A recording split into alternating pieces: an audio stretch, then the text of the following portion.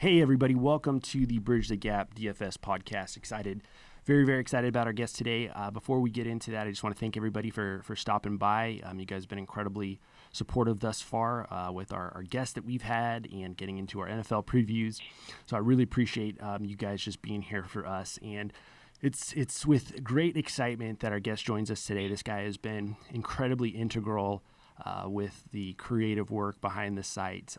He's pretty much a pseudo creative director behind everything that we've been doing. I'll give him an idea, and I'm just, I draw stick figures, and I'm not that artistically inclined, and I'll just say like, hey, you know what, this is the idea that I'm thinking for the podcast art, and oh, by the way, I see that you're a musician. Would you like to collaborate on something? And he was generous enough to let me use one of his songs for the intro music, and about once an episode, twice an episode, you guys are commenting on how much that you love the song, and I just think it's perfect for what we're trying to do, and I'm just very excited to have this guy on. I've been watching that show on Netflix, Last Chance U, the last couple weeks, and the coach on the latest season, he refers to himself as a stone cold hustler, and I can't think of a better way to introduce our guest.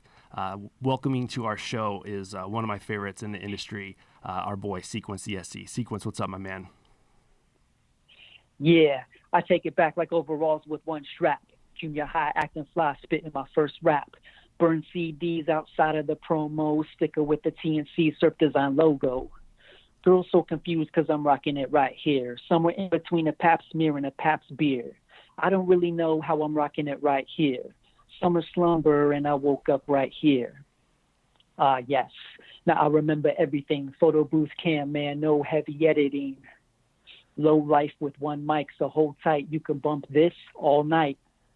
Thumbs up, thumbs down, like a dislike. Monitor, monikers, splurge, and pick fights. Walk in on the place, break a few things. Bronx tail talk like now you can't leave. Like a healthy Marcus can be. It's up in the air so high you can't see. Locked out with no doubt. You deserve more, kid. Go ahead and hold out. No clouds, just sun when I'm walking. Match close to the frame of my frog skins. Let's go, chips roll, I'm all in. Let the cards speak, you're done enough talking. What's up, JG? Thank you for having me on the podcast. Dude, my man, like everything you do is fire. Like I'm going to break the fire emoji on my phone with just every interaction. You just like, I talk about all the time, like if you want 100, bring 100, be 100. And like you are in everything, man. I just appreciate you so much, dude. Hey, no, thank you, man. Thank you for having me on.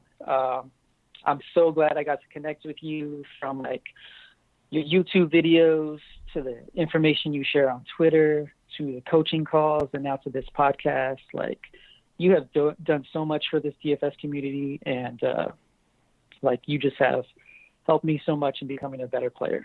And I know I speak for a lot of people, a lot of your followers when I say that. So thank you, man.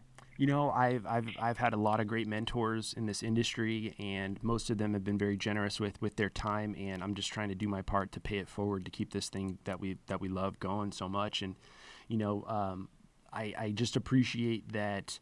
You just keep everything that next level. Yesterday, we came across an opportunity to work on something together, like last minute, late at night, and I was like, hey, can you, is this something you want to do? And you're like, dude, I'm on it. And we're like working on, so like, I think it was midnight my time, 10:30 your time. So it's just like, I just appreciate like that kind of commitment and dedication to the craft. And it's very important for me to have you on and talk to you about your story. Cause I just think it's so incredibly cool, the different backgrounds that people come from playing this game. And, in our society, that's, everything's so divisive that it's so refreshing to be able to let's just talk about this thing that we like, and let's be positive about it. And what can we learn from each other? And, we have a similar mentor in Manny, and we he puts out most of his stuff every single day for free, and everything that he does is community supported for the most part. And I just think that there's something so refreshing about that model, man. And I reached out to you for some help with the intro music, and you're like, dude, you can have anything from my library. And I was just going through it, and you have a ton of great songs, man, but I came across this song, and it was like, I got goosebumps right away. I was just like, this is it. This is the song. This is perfect. Can you talk to us a little bit more about that track and what went into the track? There's some awesome vocals. The the verses on it are just straight fire. What was the inspiration that led to that track that we used for the intro music? Yeah, that song was part of the EP that wasn't even supposed to happen. Like, I reached out to my friend Damon, who is the other rapper that's featured on that EP, all 5 songs. And I was initially just working on a solo project, and I wanted to get Damon featured on one of my songs. So I made a beat. I had my lyrics done. I had a chorus done, and I asked Damon. I sent the song to Damon and asked him if he wanted to be on it, and he said yeah. So he came to the studio. He recorded his parts, and that was it. We had one song down, and after that, he was like, "Do you have any more beats?" He's like, "Maybe we should make another song together." And I was like, "Okay, cool." As a matter of fact, I have an old beat. I haven't really done anything with it. I'll send it to you. Let me know what you think. And if you like it, we could record a song over that beat too. So I sent it to him. He liked that, and we recorded that immediately. So then we had 2 songs together, and he had mentioned he had an inbox full of beats, and he's like, "Do you mind if we go through these, and then we could work on a few more songs together, and maybe we just put out an EP?" I was like, "Yeah, that's a great idea." So Special was one of the beats he had in his inbox, and it was one of the songs he kind of had already been working on. He already had an idea for the song. He had a chorus down, and so we got together and worked on that song, and the last missing piece was to get a female vocalist to sing the chorus. And I reached out to my friend Britt, who is very talented. She's into music. She's into acting. She's very busy. So it just worked out to where I had texted her during a week where she had time away from her busy schedule, and she was able to record her parts very quickly, send them back to me, and everything fell in place. That song was finished. We finished 2 more songs. We had 5 songs total. My friend, who is an excellent photographer, was in to do the cover shoot for us, the photo for the cover of our EP. Damon also had 2 girls who were into modeling who volunteered to be models for the photo shoot. So just everything worked out. We had a 5-song EP done in 2 or 3 months. Everything just clicked. And so Special was a song on that EP. And I think the whole EP came out really well. I'm very happy with it. That's awesome, man. Can you talk a little bit more about the content into the song? Because, I have this podcast about DFS, and it's a song largely about relationships. And I just thought it was incredibly applicable. DFS is that thing. It is that relationship that you love, but you hate it, and it's a struggle, but there's nothing like it. And that's what keeps us coming back to more. So talk us a little bit about the inspiration to the lyrics on the track. Yeah, so the song is broken up. The first verse is the bad side of the relationship, and the first verse the first verse is just the bad side of the relationship, and the second verse is the good side of the relationship. And all relationships are a good balance between the good and the bad, and then the chorus just kind of ties everything together. With the good and the bad, it's something that you still want to be a part of, and it's still pulling you back in.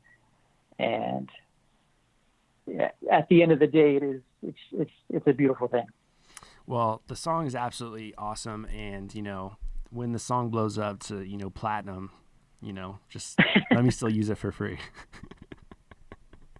You got it, man. I want to talk more about your background prior to DFS. Have you always lived in California? Where'd you grow up?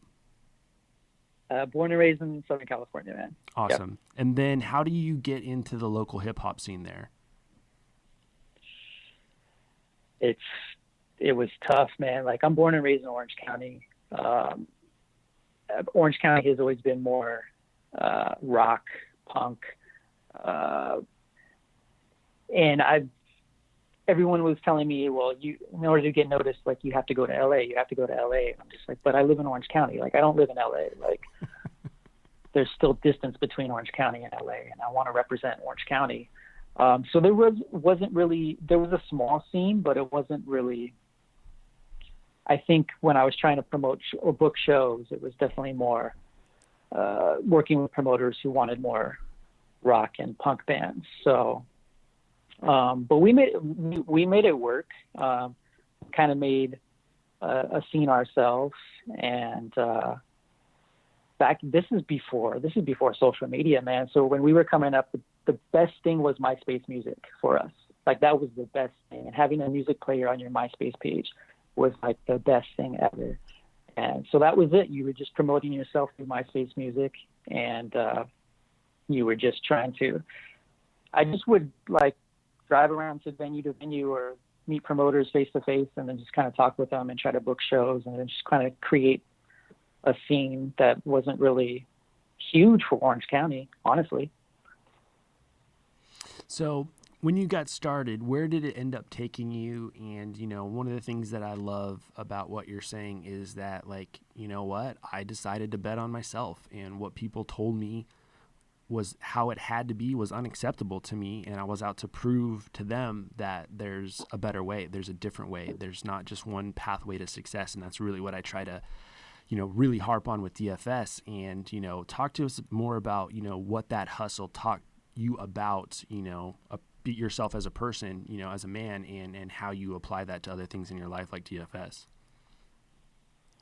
I think coming up with that formula, like whether you're working on a song or whether you're trying to promote yourself with whatever you're doing, there's a formula behind it. And once you have that formula down, once you figure out the formula for writing one song, it translates into a second, third, fourth. Like, you could just keep writing songs with that same formula.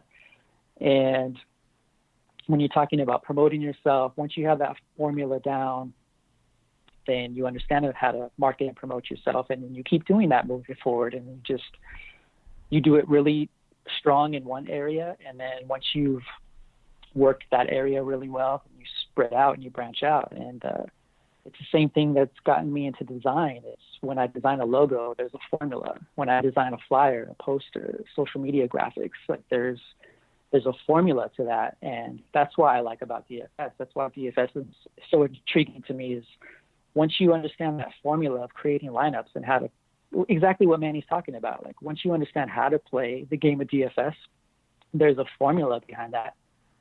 And once you start understanding that formula, it just all started clicking for me. And it's very similar to what I did in music and what I do in design and what I do in DFS. There's a formula that kind of overlaps everything and ties everything together. And for me, I love that because I'm a very organized person. I like to be a perfectionist when it comes to design, when it comes to making music, and when it comes to creating lineups. So it all works for me because that's just my personality. Now, before we get into more DFS stuff, I want to know, is there anything that stands out the most about your musical career, whether that's the biggest accomplishment or the best moment, or something that was some adversity that challenged you? What's something that you would, say, hey, this was cool. This was the best moment or a great moment, or that one thing that comes to mind immediately in your musical career? Oh, there's a few things. So I graduated from Cal State Fullerton, and they would always have like live music once or twice a week. And I always wanted to play Cal State Fullerton. Like, that was one of my goals. And I think it took me like 2 years, and I finally was able to play Cal State Fullerton. But I had already graduated at that point. Like, I wanted to play when I graduated, but still got to play after I graduated. So that was really cool. And then another thing is, I took a trip out to Europe, and this is back when you still sold CDs. And so I printed a bunch of CDs of my music. I loaded up a suitcase with my CDs, took it out to Europe. I had looked up record shops before I even went out to Europe, and I was able to get my music in a record shop in Soho, in London, and then in Paris. And while I was in a record shop in Paris, talking to the guy who owned it and talking about music and everything, another guy was there, and he had a bunch of connections throughout Paris too. And he's like, hey, do you want to perform at an open mic tonight? I was like, yes, I would. So somehow like a trip to Europe and then just going out there to kind of get my music into record shops turned into me performing at an open mic night in Paris, which is like,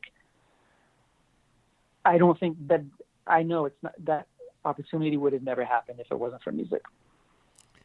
I mean, that was way, way more awesome than anything that I anticipated. I mean, but I love it because that's just like what I heard you say is like, you know what, JG, I had an idea and I didn't know if it would work. I wondered if it would work, and I thought to myself, like, you know what, let me try this. You know, let me just try to blaze this path. You know, let me take this path less traveled. And it's like, dude, like that's my hero of DFS. Beep, I'm a Jeep. That's like what he does. Like that's what we can do in DFS. So I just think that it's so awesome that, you know, you come from a background and have accumulated all these skills that are 100% applicable into DFS. Talk to us how you got into your graphic design company that you run. So I had always been into art. Like in high school, I took art classes, and then I didn't really know what graphic design was until my first semester in college. And then I was like, you know what, this is what I want to do. I don't want to continue like lugging around a bunch of art supplies. Like everything's on the computer now. Like this is perfect. So I finished graphic design classes at a JC, and then I started working part-time as a graphic designer, and I just kept parlaying that into better opportunities with graphic design. And in the beginning of 2017, I had an opportunity between like networking and freelancing on the side. I was kind of building up my own clientele on the side, and it just worked out to where I was able to go on my own and work full time and have my clients. And so I've been doing that since January 2017. And what has helped me was kind of being in the industry for a while, the pros and cons of being a part of the corporate world. But I've also learned a lot with design, and then stepping out on my own, not having anybody tell me how to design or critiquing my work in a way which wasn't helping me, I've learned so much. It's almost like I started out as a new designer when I went out on my own. Like I've learned so much more about design, and I love it. I love being able to not design for a company anymore, but design for people, design for people who have their own businesses, or design for people who are trying to start a Twitch stream or a podcast, or whatever the endeavors they have. Like I love being a part of that and helping somebody out achieve their vision. And you do an incredible job, man.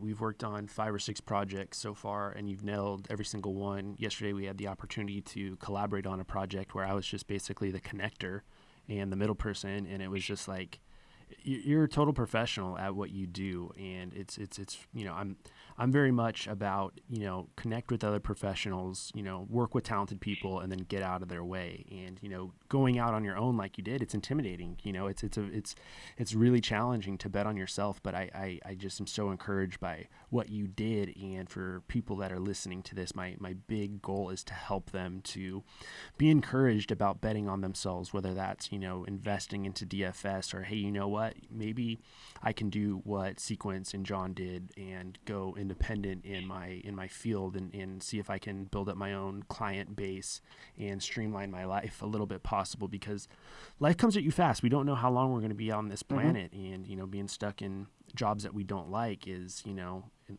we all have responsibilities, but once you take care of that and you have the opportunity to make the leap, I mean, there's nothing more satisfying, man.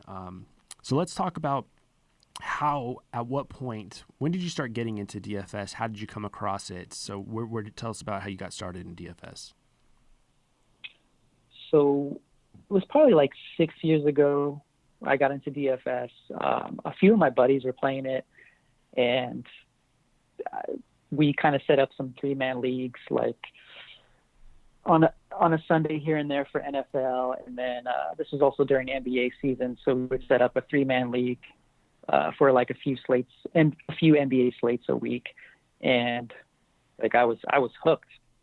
And then I started following DFS content on Twitter, and I started coming across the Screenshot Life, and I got pulled into the tout sites, and I'm like, wait, I could pay $30-$40 a month and get get advice and get articles from a DFS pro? Like, yes, like sign me up. So I spent a long time just signing up for a tout site for a season or for a month, and then not learning anything and getting frustrated, and then seeing another screenshot for another tout site and then signing up with that.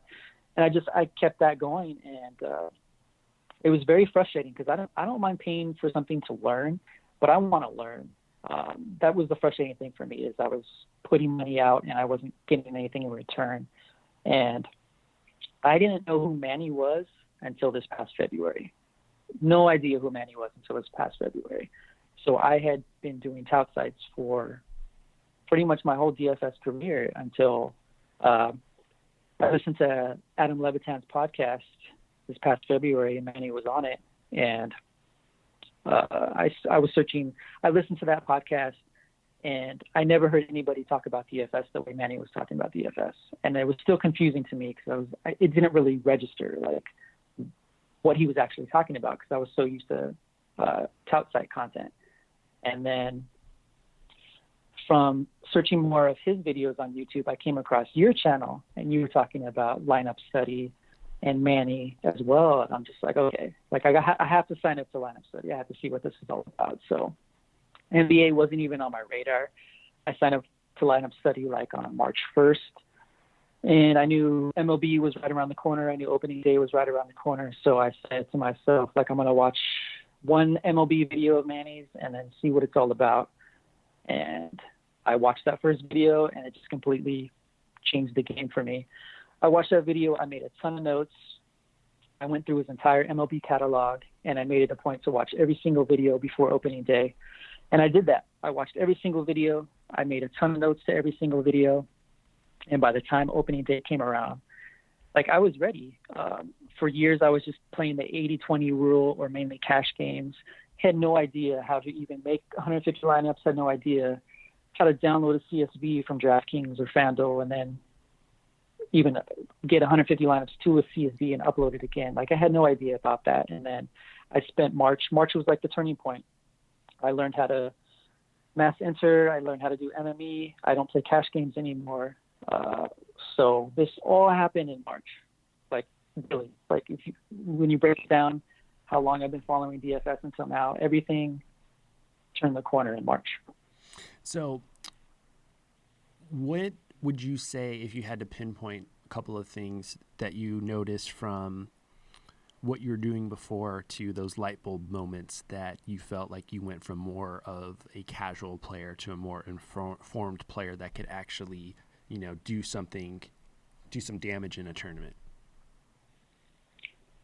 Just like everything you and Manny talk about, like, I think a lot of it has to do with confidence.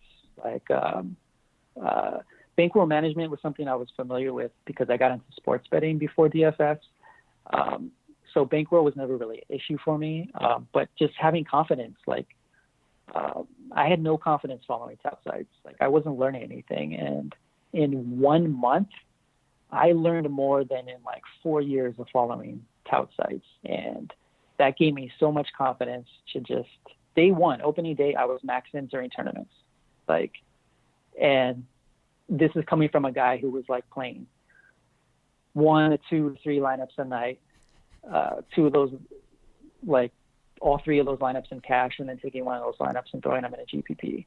And like, and then getting nowhere, like, over time. And so I think just putting yourself in a position to learn and get better and have confidence. And like you said with your Beep I'm a Jeep series, like, don't be afraid to lose. Like, I don't play above my means. Like, I play every day, and if I lose what I put in that day, then I'm not gonna get emotional about it. So I think if you come up with that mindset you put yourself in a better position to be successful. Well, I think it can be very challenging and intimidating building 150 lineups. That's my preferred method.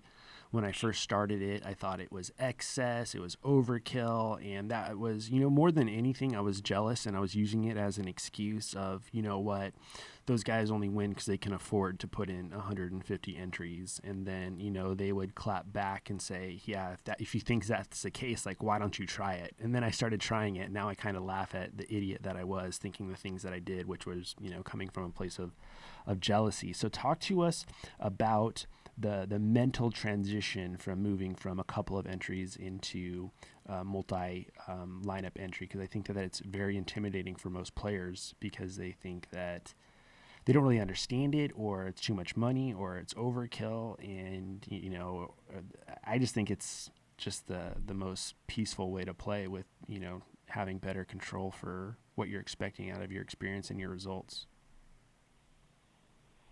Yeah, I love it too.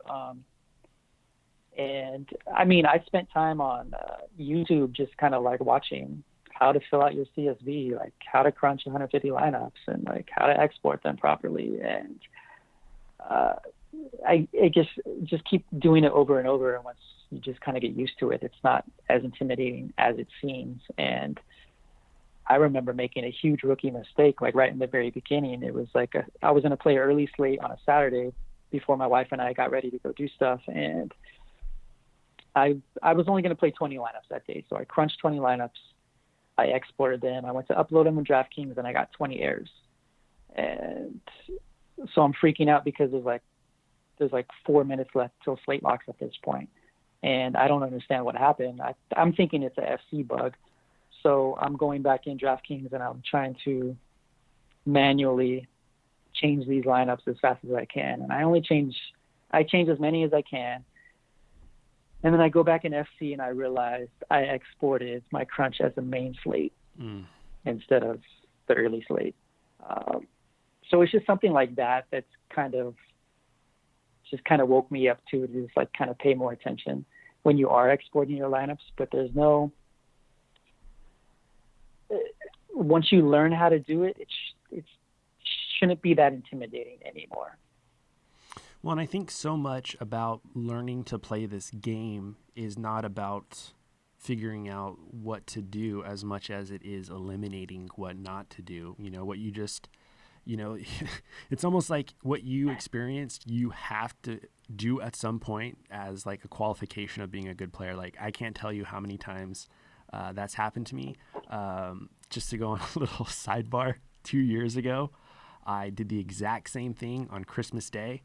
And my wife is ready to open presents, and I had just been hustling all month long trying to get tickets into the big NBA game, and I think I had close to like $400 in tickets, and I submitted the wrong it was back before it was the year that they took away late swap in the NBA, and so I submitted non-late swap lineups like 5 minutes before lock, and it was like I was so pissed and tilting, and just like my wife's trying to enjoy opening presents and I'm just being a total dickhead because I'm just more pissed about, these lineups and it's just like one of those things. It's like you can be bitter or you can be better. And, that's a learning experience, and we had a good laugh about it this year. And, you look at something like that and it's like, okay, the immediate temptation is to blame someone or blame something, when the reality is we need to look internally at what we could have done better. And, that's why I set alarms now all of the time. And you could look at what you did and just be like, you know what?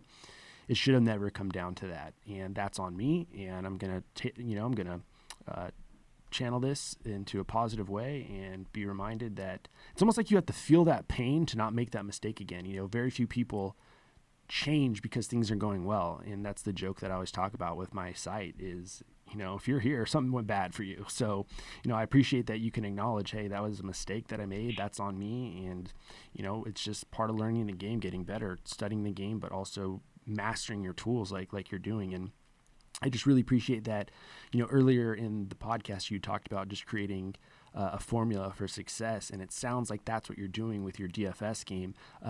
Having started in March, with this being your first full MLB season, treating this like a professional, how would you say that it's been going for you so far?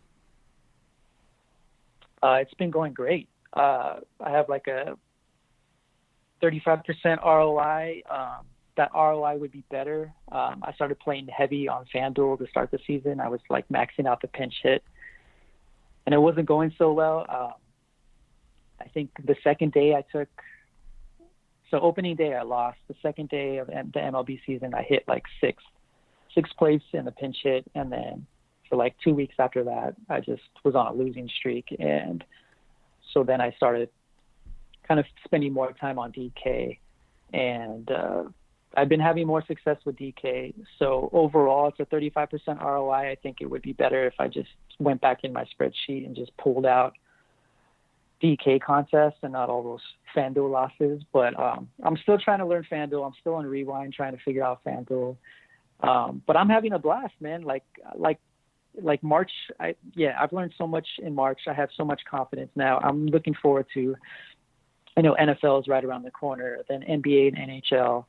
And I'm looking forward to playing all those sports. And your YouTube series on CFL got me into CFL now. So, I mean, here's a guy who knows nothing about CFL playing every CFL slate every week and loving it, like having a blast.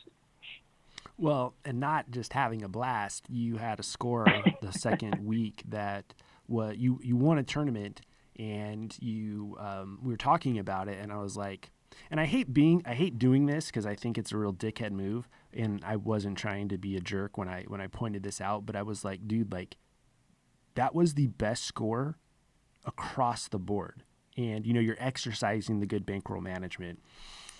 When you're able to play in the $10 level, and that's why we exercise good bankroll management, is because we want to slowly move up. Like, you would have won 10 grand with that lineup, and that can be really frustrating. And when people point that out to you, some of the times they do it out of a place of jealousy. I was doing it out of a place of encouragement. Like, dude, like you're 100% on the right path. Like, you pick this thing up so quickly. And again, like, let's not forget what CFL does for us. It provides us an opportunity to practice our cruncher skills and our football building skills for the NFL. Most players are neglecting putting in the work on a 4-man, a 2-man slate, and that's all that CFL is. So I just love that you're rising to every challenge, and you don't have a bad attitude about what you could have won with what you did. You're just accepting your progress as it comes and just looking at it as, when other people are upset about how that transpired or what could have been, you're just like, dude, this is a great sign. Like, I'm headed in the right direction, and that's 100% the right attitude. And that's one of the things that I really appreciate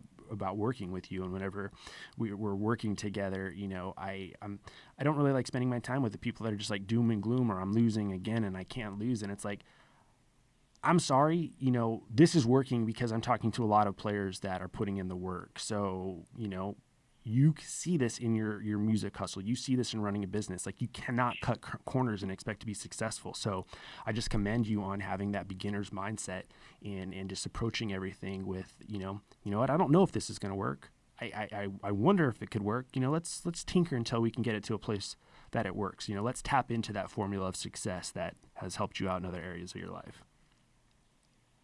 Yeah, no, I completely agree. And I think that's like, working for yourself is a different type of hustle.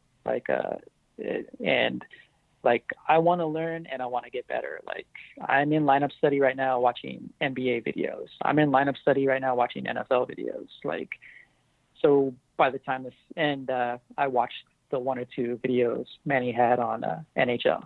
So by the time those seasons come around, I'm ready. Day one, I'm ready to go. And you're right, CFL has been, I've never played NFL before on my own. So now CFL is giving me an idea of what to expect when NFL comes around.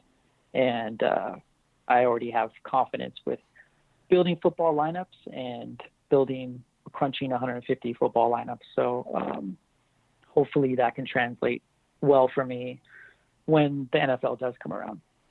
And I think it will, because what I'm seeing from your past performance is very indicative of how I think it's going to go for you moving forward. I know you're going to put in the work. I know you're going to be spending the time away from playing the game, and they're both equally important. You need to be playing, you need to be studying. And I was watching Mm-hmm. Petty Theft's stream yesterday, and that's one of the things that he was talking about. He's like, the game is ever evolving, and if you don't adapt, you die. So you already have the right formula of success for this thing. I talk about DFS is very, very simple. It comes down to three principles. Number one is being able to put in the work, which you're doing. Number two, being able to manage the bankroll, which you're doing. And number three, having the patience to see it through. And it's really, that's it. Everything else that you pick up, like Manny says, learning to play the game is relatively easy. It's all the stuff that goes into it that most people are overlooking or aren't doing. And I'm just so excited for you, man, because I see your growth as a player, and I see where you're going, and I look at, the development of my own career, and I'm like headed into this NFL season, and I was like, I don't know how I ever thought I could have been profitable in NFL with doing all the bad crap that I was doing before. And for you to be as good of a player as you already are, having just committed a few months to being serious about it, like, sky's the limit for you, man. Like, you're going to lap the people that you're looking up to and then some, because of your ethic, because of your formula for success, and just sticking to it. You had mentioned, I hit a little bit of a losing streak on FanDuel. And so what did you do? Did you piss and moan? No, you adapted, you adjusted, you looked for a different path to victory. So can you talk to us a little bit more? Because that's one of the things that I really want to help casual players is, like, when you are losing, don't bitch and complain, figure out a way to get better, and don't blame other things for why you're losing. Just accept what you could have done better and move forward. Talk to us about your process when things aren't going well, whether that's in DFS or music or running your business, because that can be the real challenging, is the things that punch us in the face and threaten to put us down. Most of the time success in life is just rising, getting up off that mat one more time. So talk to us about how, maybe what you've learned overcoming adversity in the past, and how you attribute that to getting better as a DFS player when things aren't going well. Yeah, I think with DFS, like, a lot of it is out of your hands. Like, lineup construction is what you can control. And then once you put those into play, like, you have no control. Like, everything that happens, like, on that baseball field is out of your hands. So there's no point in getting, sure, we could tilt, but you shouldn't get so worked up over something that's completely out of your hands. And then, I had a bad week last week, and I'm just like, you know what? I'm going to scale back. Like, I'm not going to crunch 150 lineups this week. I'm going to just start crunching. I'm just going to do 120 max tournament today. And I'm just going to really focus on making, like, the best 20 lineups I can. And it's like, I have no problem scaling back. I don't have to do 150 every single slate, especially if things aren't going well. Now, if I'm up, sure. But if things aren't going well, like, I don't mind taking a step back or taking a day off, taking 2 days off, especially with a sport like baseball where it's every single day. So just kind of like taking a step back, regrouping, making some notes, like going back through your lineups the day after, and picking out the pros and cons, or maybe just variance took over. Like, maybe you made 150 great lineups or 20 great lineups in a 20 max, and it just didn't go your way. And, like, that's going to happen. So just continue to keep, like you always preach, you always say, like, the big winning day is right around the corner. So don't get emotional. Don't, like, oh, I'm going to play 300 in G tonight and try to get my money back. Like, just stay cool and just, like, keep playing. But if you have to scale back, like, that's fine. And like you said, your big win, your big profitable day is right around the corner. And that big profitable day, like you say, can wipe out a losing month or several losing weeks. Like, it's definitely possible. And that's the great thing about playing GPPs, is you can win a lot of money in one slate. And that's really the truth, man.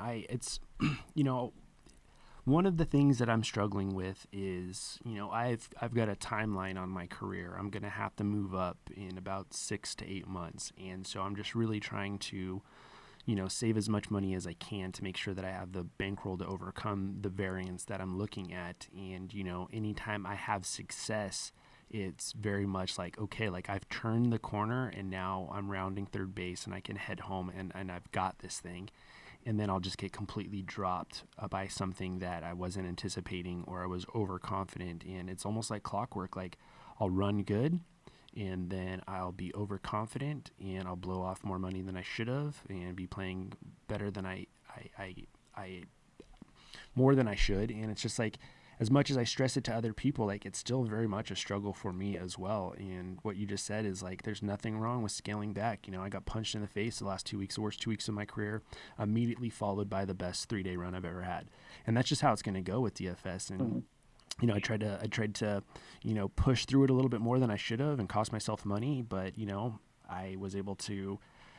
You're always talking about the importance of networking. I tapped into my network and, bounced off what I was thinking and feeling with them. And it helped recalibrate my brain, and took some time to just kind of examine my process like you're talking about doing. And it was really humbling because I had to take a step back. The bankroll management plan that I created, that's one of the things that, I was talking with other guys about. It's like, how do I know if this thing is any good if I haven't had to challenge it through some adversity?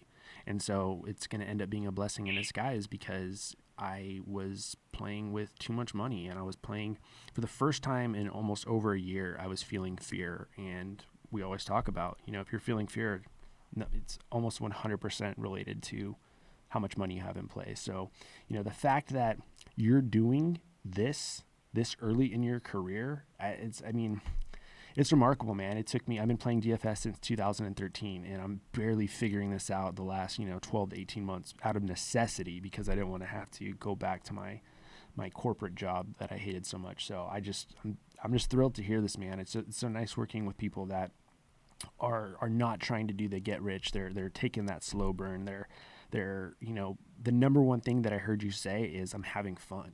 Like, that's so important. Anytime I feel like I'm struggling, I'm always having to be like, yo, JG, man, you got to have fun first, man. And we see it so much with, like, our these athletes that we follow. The guys that are dominating in the sports are usually the guys that are having the most fun, and not the guys that are nervous and worried about their job. So I just think you've just got that professional mindset so early in your career, man, that it's going to take you so far. And, you mentioned something that I do want to touch on also, as you said, I do something, to recharge. I take a couple of days off. What does that look like for you when you feeling burnt out, whether that's with work, or working on something musically, or playing DFS? What's something that you do to step away and get recharged, recentered before moving forward to attack again?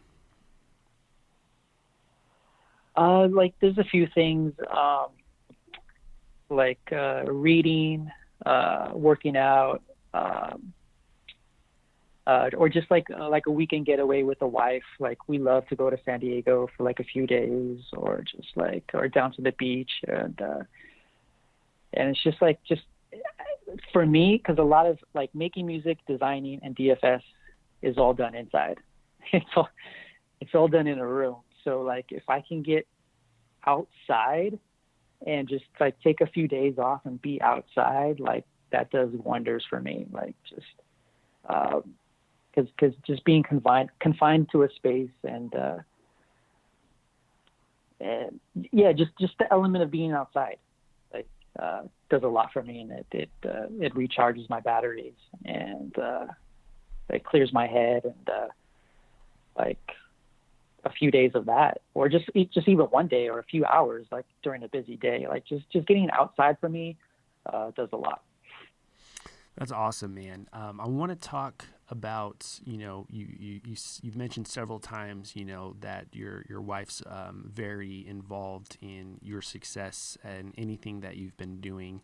What is your support system like that helps you do this so much? And what does your family feel, or your family, your friends, how do they feel about you consistently betting on yourself to make things happen? That is not, it's for us risk takers, it's easy. Typically risk takers end up dating or marrying people that aren't risk takers. So I don't know if that's the case for you, but what's your support system like that helps keep you going forward when you're not so sure if this is a good endeavor or not, because there's so much risk involved? Yeah, no, you're absolutely right. I have great support. My family and friends have always backed my music, like have always supported my music endeavors. And yeah, now like my wife, she supports everything I do, and she understands that if I do something or if I get into something, like I'm gonna give it 100%, like, and I'm gonna work hard at it, and I'm gonna learn as much as I can about it to be successful at it. And I remember, so one of my big hits this MLB season was binking the table setter, and I never had that feeling before. Like I never looked at my DK screen on my phone and saw that much money before. Like, and it was exhilarating. And I remember showing her the screenshot. I'm like, babe, look how much I won. And she's like, is that real money? and I'm like, yeah, that's real money. So like after talking to her, because she doesn't know about DFS, like, right. I mean, she knows about fantasy sports, but she doesn't know about the intricacies. And like, people actually make real money doing this, and they make great money doing this, and it's possible. So just kind of explaining to her and just kind of talking to her about like what I've learned in such a short amount of time. Like she's a huge supporter. She's just like, all right, if that's real money, then like keep bringing it in. So yeah, I've been very fortunate and very blessed and thankful to have like friends, family, and a loving wife, like who all support everything I'm into. And that's so cool, man, because you getting to experience that is why I'm such a big fan of, you know, people like Manny that are helping us become better players, and me now trying to do my part to help them, because it literally changed my life, you know, and, you know, this is providing an additional avenue for you to have more freedom in your life, to spend time with your family and do things that you love. And you're right, man, there's no better feeling than when that happens. And I just want to, you know, you're not going to tell anybody this, but I'm going to share the story. When that happened, you reached out to me and you were just like, thank you so much for your help. And I was like, dude, that all I did was kind of lay the foundation. You had to put in the work. And you were like, hey, I would like to, you know, give you some money or, you know, tip you. And I was like, it's really not necessary. DFS has done, you know, done so much for me. It's not necessary. And you're like, dude, I really got to do something for you. It's important for me to pay this forward or pay this back. And I was like, you know what? There's a couple of charities that I support. And, you know, if you are going to give money away and you're in the giving spirit, like, please support one of these. And you were all about it. Like, you did it right away. And it's just like, it's so refreshing to see somebody with as much gratitude that you have. You know, gratitude is the healthiest human emotion. And the fact that you did something that was such a big accomplishment in your life and you were immediately thinking about other people. I don't think there's anything cooler than that, man. So that was like, that made me feel better than actually binking. Like, because now I can see like, hey, if I could, I mean, binking's not like, you can't do that continuously, but like, I'm just saying like good profitable days, like, I would love to profit more so I can give back more. And that's such a great feeling too. And, no, it's not a coincidence. The day on Twitter where you open your DMs and say, hey, anybody wants to hit me up, my DMs are open. I shot like 3 questions at you and you wrote detailed, thorough responses back to me. And this was like a few hours before lock. And I kept rereading your answers. And I'm just like, I kept scanning over your answers. And I'm like, man, this just makes so much sense. And, yes, that was the night I binked the table setter. So, there's no coincidence, JG. Like the day you offered to help was like one of my biggest nights in the MLB season. So thank you, man. Cause you allowed me the opportunity to, ask me some questions about things. You know, it's really my pleasure. And, you know, I get hit up pretty often for, you know, can you do coaching? Will you do coaching? And it's like, you know what? It's not something I necessarily feel that right about because number one, you know, there's much more qualified people than I am. But the thing that I am willing to do is have conversations with people that I know are putting in the work because, you know, more than anything, I'm a fan of this game. And it's important to me to master the craft. And when I get interactions with people that want to put in the same kind of work, it's like somebody pulled me up to the level that I'm at, and I'm happily going to, extend that same invitation to other people that are wanting to get better, because it's very challenging to, like you said in the beginning of our conversation, how many dollars and hours did you waste on tout sites? That was no different for me. And I was just getting sick and tired of these people that, most of the time are not winning players. They might have a couple big screenshots, but there's spreadsheets that are readily available throughout the community on multiple channels that tell exactly how these guys are performing. So we're seeing a change as a whole in the industry. And, we have pioneers like Manny, who's already blazed the path for someone like me.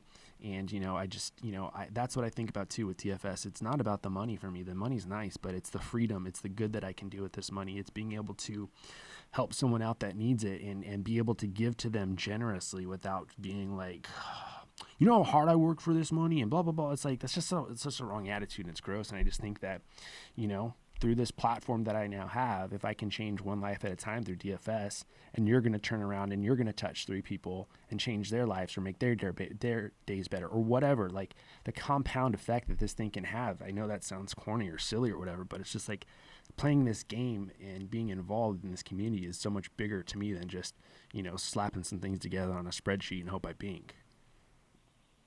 No, I agree. Everything you said is very true. And, I wouldn't change a thing the past few years. I think tout sites would have always been intriguing just for the simple fact of seeing these screenshots and all right, I have to sign up. I have to see what this is all about. But luckily I didn't get in over my head. I never had too many subs or wasted so much money. I'm glad, in a way, I'm glad I signed up to every tout site out there and finally realized they're all the same, and I'm not learning, and I'll never, now I know I'll never sign up to another tout site. It's just that simple. So it's it could have been a really expensive learning curve for me, but thankfully it wasn't. And I'm glad it sort of happened that way, to where, because I think following tout sites for so many years makes me truly appreciate what you are talking about and what Manny is talking about. And if I just came across JG or Manny and you guys were the first, my first point of contacts with DFS, I don't know if I would have really truly absorbed what you guys are talking about. Well, it's funny because sometimes I'll get reached out by people and they'll approach me in such a way that I'm like, I don't think you're there, man. I think you need to feel some more pain before you're finally going to listen to what I'm suggesting. And, so I think it's so refreshing to hear your attitude of, we can look at things happening to us, and whether, it's the universe or God or whatever, and you just want to be like, this happened, so now it's a waste. And I just love how you're like, this happened and I don't regret it. This worked out the way that it's supposed to have worked out. And that's how I feel as well about the things that maybe the way that I would have designed it is not that way, but look at all this other stuff going this other direction, this other path that led me here. And, the fact that you reached a point where you are at peak frustration, and then you almost hit that point of enlightenment of there's got to be a better way. And you found it, and you're blazing your own path, and it's just so exciting, man. Because you're giving me a ton of credit, and I appreciate that, but it's really not me, man. All I'm doing is just giving you the tools, and hey, this is what I've done, and you're like, you know what, I like that about this. I'm gonna change this. I'm gonna do it my way, and the being able to help a player like you, and there's a tout site. We all know what those are. And then there's, a content site. And I'm really trying to help move people to the direction of supporting the content sites, the sites that are actually helping us get better, promoting positivity in the community. And it's guys that are actually winning players that we should be getting our money. Right now it's football season, and everybody's talking about who they're going to team up with for football season for their content. And one guy reached out to me, about this guy who has a site, and I'm not going to put anybody on blast, but he's like, oh, dude, are you going to review this site? And I'm like, no, I'm not going to. And he's like, why not? Like, this guy writes amazing articles. And I'm like, I know he does, but he's also a losing player. And then, someone on Twitter was sharing screenshots of how people are doing this season. And this player had lost almost six figures. And it's like, this is why I'm doing this. I don't have a huge audience, but I really want to just continue to lay the foundation for other players of like, hey, invest in yourself, invest in your business, and do it with the right people that are doing the right thing. So, like you just totally bought in, man. And I just love everything about your approach and your attitude. And, every time we chat, you're just like, dude, like we're going to work on so much stuff together. Like, I'm so glad our paths have crossed, and I feel the same way about you, buddy. Oh man, like, yeah, we are, man. This is just the start. And, I think, going back to your points is like, now I understand what DFS noise is. Now I know through Twitter or through websites, like now I know how to filter out the noise and between what's good content and bad content. And if it wasn't for, my experiences the prior few years, like I wouldn't know what DFS noise is. And also put it this way, like if I got frustrated and just quit DFS, like I wouldn't be on this podcast right now. I would have never met you. I would have never like came across Manny.